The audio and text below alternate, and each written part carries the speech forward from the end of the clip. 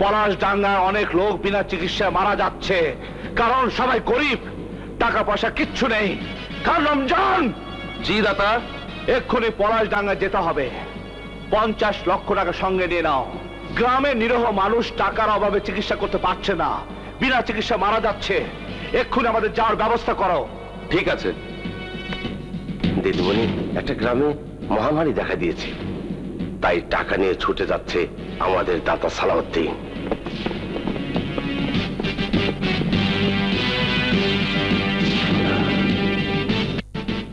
ঠিক আছে ঠিক আছে, তোর টাকা তুই পেয়ে যাবি কাল্লু। সম্র। জি হুজুর। এই মাত্র খবর পেলাম সালাউদ্দিন পলাশডাঙ্গায় দান করতে যাচ্ছে। কমিশনারকে খবর দে, তার বাহিনী নিয়ে সে যেন তৈরি থাকে। পলাশডাঙ্গায় সালাউদ্দিন ঢোকার সাথে সাথে তাকে যেন শেষ করে দেয়।